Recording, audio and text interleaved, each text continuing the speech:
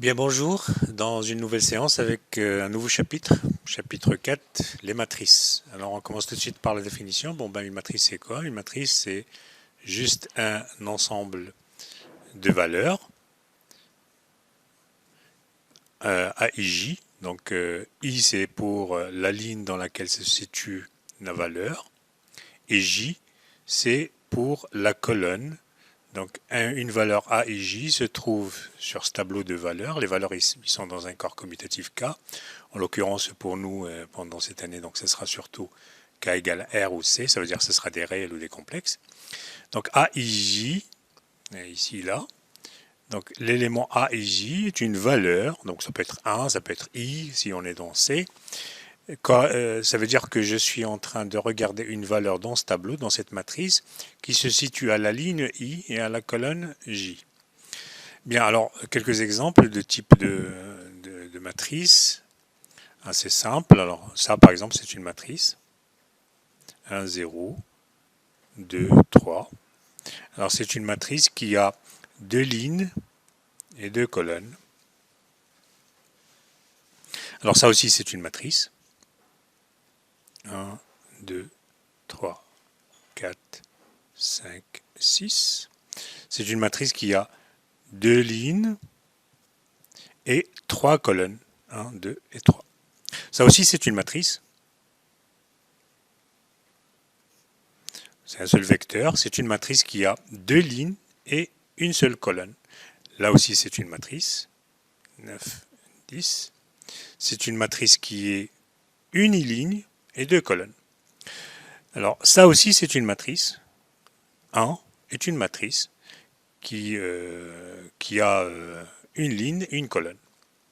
Bien, donc ça, c'est les matrices.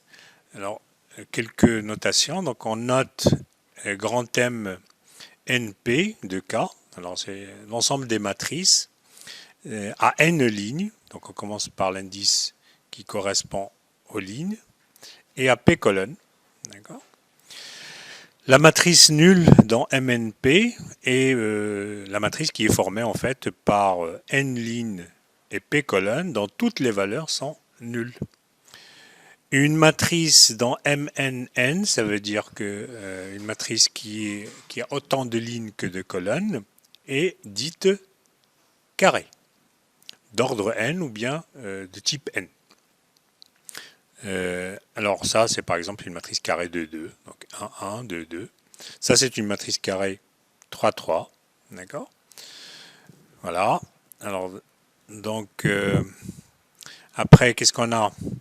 On a aussi la définition de ce qu'on appelle les éléments diagonaux, mais c'est surtout pour les matrices carrées. Donc, dans une matrice qui est carrée, donc on appelle les éléments diagonaux, c'est les éléments qui se trouvent sur justement la diagonale. Donc, si on imagine, c'est pour ça qu'on l'appelle matrice carrée en fait, c'est parce que elle a autant de lignes que de colonnes, donc ça ressemble à un carré avec ses valeurs.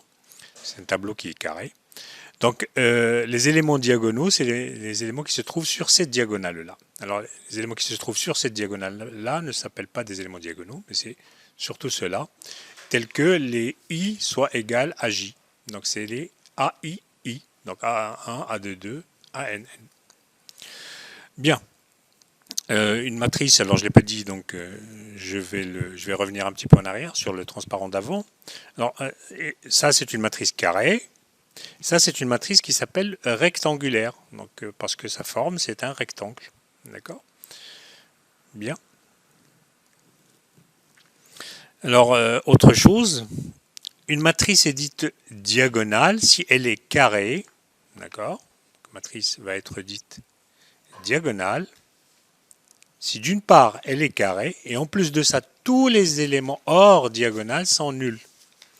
Donc c'est seulement les AII qui sont éventuellement non nuls. Alors ceci dit, cette définition englobe aussi la matrice complètement nulle, parce qu'on n'exige rien sur la diagonale, c'est juste que ce qu'on exige, c'est juste que les éléments en dehors de la diagonale soient nécessairement nuls. On ne dit rien sur les éléments diagonaux. Alors elle est notée en général diag, des valeurs qui sont transposées ici sur la diagonale. Par exemple ici, vous avez diag de 5 et de 3, vous comprenez par cette expression que vous avez une matrice qui a 3 éléments sur la diagonale, donc forcément c'est une matrice 3, 3, puisqu'il est carré, et seulement, elle a seulement ces valeurs-là qui sont non nulles, 5, 2 et 3, et tout le reste est nul. Alors comme exemple de matrice diagonale, c'est la matrice qu'on appelle la matrice unité. Donc ça c'est la matrice unité.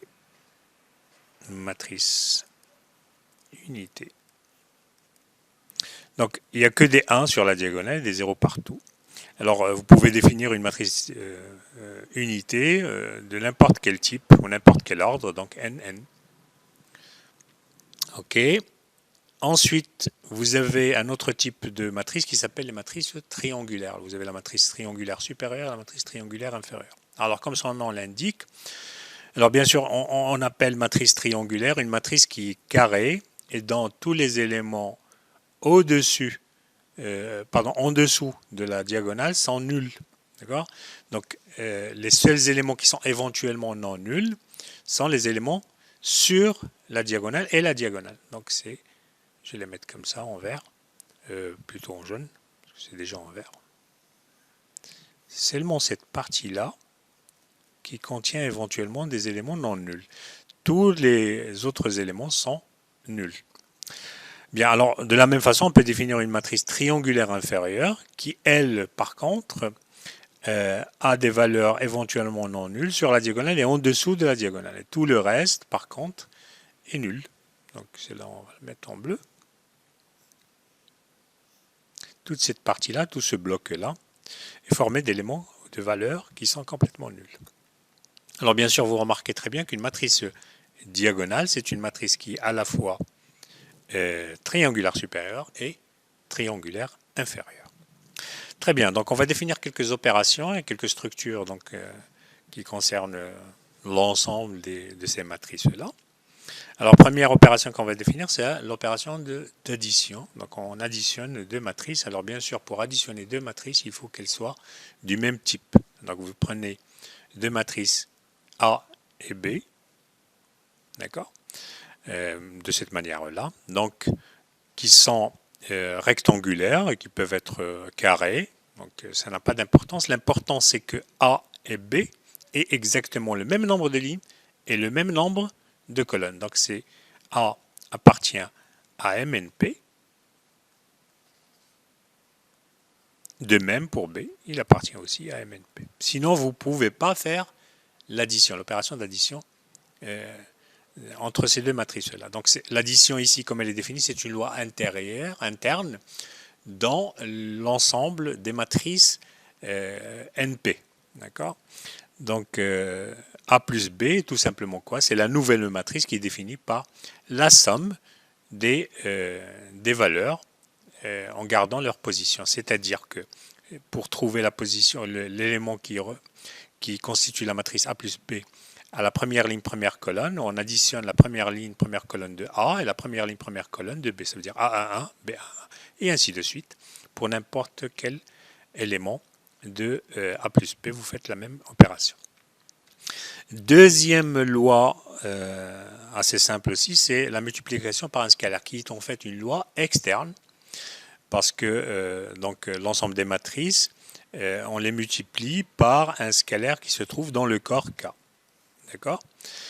Donc étant donné un lambda appartenant à K et un A quelconque appartenant à MNP, alors cette fois vous n'avez pas besoin de compatibilité à part que le lambda soit dans le corps K, eh bien le lambda fois A, donc cette opération, cette loi externe sur l'ensemble des matrices, n'est rien d'autre que la loi externe appliquée à chacune des valeurs de la matrice du corps K.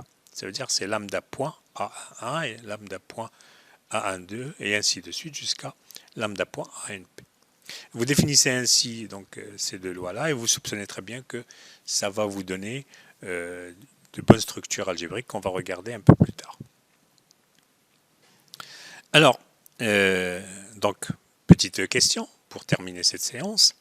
Donc, MNP, si vous considérez l'ensemble des matrices à n lignes et à p colonnes, munis de l'addition et munis de cette loi externe. Donc, je ne l'ai pas mis là. Donc, la première chose, MNP muni de plus. Quelle structure ça définit? Si vous munissez aussi MNP non seulement de plus, mais aussi de cette loi externe point, quelle structure vous allez définir? Alors vous remarquez que vous avez A plus 0, ça veut dire la matrice qui est identiquement nulle. C'est toujours égal à 0 plus A, c'est égal à A. Et puis vous avez une espèce de symétrique ici, enfin c'est asymétrique par rapport à l'addition, qui est définie par A plus moins A égale à moins A plus A égale à 0, et moins A n'est rien d'autre que lambda fois A avec lambda égale à moins 1. Ça veut dire qu'en fait c'est la matrice qui est constituée des moins les valeurs de A. Voilà, donc ça termine cette séance-là et on reprend, Inch'Allah, la séance prochaine.